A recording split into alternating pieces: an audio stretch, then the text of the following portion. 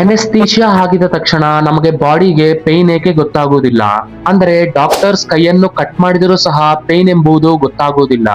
So firstly pain ಎಂಬುದು ನಮ್ಮ ಬಾಡಿಯಲ್ಲಿ ಹೇಗೆ ಜನರೇಟ್ ಆಗುತ್ತೆ ಅಂದರೆ ನಮಗೇನಾದ್ರೂ ಇಂಜುರಿ ಆದ್ರೆ ಇನ್ಸ್ಟೆಂಟ್ ಆಗಿ ನಮಗೇನು ಪೇನ್ ಗೊತ್ತಾಗುವುದಿಲ್ಲ. ಇಲ್ಲಿಂದ ಒಂದು ನರ್ವ್ ಸಿಗ್ನಲ್ ಹೋಗಿ ನಮ್ಮ ಬ್ರೈನ್ಗೆ ಹೇಳುತ್ತದೆ ನಿನಗೆ ಗಾಯ ಆಗಿದೆ ಎಂದು. ಆಗ ನಮ್ಮ ಬ್ರೈನ್ ಹೇಳುತ್ತದೆ ನಮಗೆ ನೋವುತ್ತಿದೆ ಎಂದು. ಅಂಡ್ ಡಾಕ್ಟರ್ಸ್ ನ ಒಂದು ಟಾರ್ಗೆಟ್ ಕೂಡ ಈ ಪ್ರೋಸೆಸ್ ಅನ್ನು ನಿಲ್ಲಿಸುವುದಷ್ಟೇ. ಇಲ್ಲಿ 3 ಟೈಪ್ಸ್ ಆಫ್ ಅನೆಸ್ಥೇಷಿಯಾ ಇರುತ್ತದೆ. ನಂಬರ್ 1 ಬಂದು ಲೋಕಲ್ ಅನೆಸ್ಥೇಷಿಯಾ. ಇಲ್ಲಿ ಚಿಕ್ಕ ಚಿಕ್ಕ ಪ್ಲೇಸಸ್ ಲೈಕ್ ಡೆಂಟಲ್ಸ್ ಹತ್ತಿರ ಬಳಸುತ್ತಿರುತ್ತಾರೆ. ಸೊ ಫಸ್ಟ್ಲಿ ಅವರು ಎಲ್ಲಿ ಅನೆಸ್ಥೇಷಿಯಾ ಹಾಕುತ್ತಾರೋ ಯೂಶಲಿ ಆ ಪ್ಲೇಸ್ ಎಂಬುದು ನಂಬಾಗುತ್ತದೆ.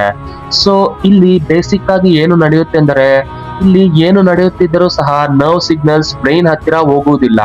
ನಮ್ಮ ಟೂತ್ ಹತ್ತಿರವೇ ಕಟ್ ಮಾಡುತ್ತಿದ್ದಾರೆ. ಸೊ ಬ್ರೈನ್ ಹತ್ತಿರ ಸಿಗ್ನಲೇ ಹೋಗಿಲ್ಲ ಅಂದ್ರೆ ಪೇನೇ ಇರುವುದಿಲ್ಲ. ನಂಬರ್ 2 ಬಂದು ರೀಜನಲ್ ಅನೆಸ್ಥೇಷಿಯಾ. ಇವು ಕೆಲವು ಸರ್ಜರೀಸ್ ಲೈಕ್ ಡೆಲಿವರಿ ಟೈಮ್ ನಲ್ಲಿ ಬಳಸುತ್ತಿರುತ್ತಾರೆ. ಇಲ್ಲಿ ಬೇಸಿಕ್ ಆಗಿ ಏನು ನಡೆಯುತ್ತೆ ಅಂದರೆ ನಮ್ಮ ಬಾಡಿಯಲ್ಲಿ ಏನಾದ್ರೂ ನಡೆಯುತ್ತಿದ್ದರೂ ಆ ಪೇನ್ ಸಿಗ್ನಲ್ ಎಂಬುದು ಹೊರಡುತ್ತದೆ. ಆದರೆ ಸ್ಪೈನಲ್ ಕಾರ್ಡ್ ಹತ್ತಿರ ಅದನ್ನು ಬ್ಲಾಕ್ ಮಾಡುತ್ತಾರೆ. ಅಂದ್ರೆ ಈ ಸಾರಿ ಪೇನ್ ಸ್ಟಾರ್ಟ್ ಆದ್ರೂ ಸರಿ ಬ್ರೈನ್ ಹತ್ತಿರ ಹೋಗಿಲ್ಲ ಅಂದ್ರೆ ನಿಮಗೆ ಮತ್ತೆ ಪೇನ್ ಗೊತ್ತಾಗಿಲ್ಲ. ನಂಬರ್ 3 ಬಂದು ಜನರಲ್ ಅನೆಸ್ಥೇಷಿಯಾ. ಇದು ದೊಡ್ಡ ದೊಡ್ಡ surgeries like heart surgery, brain surgery ಅಂತಹ ಪ್ಲೇಸಸ್ ನಲ್ಲಿ ಬಳಸುತ್ತಾರೆ.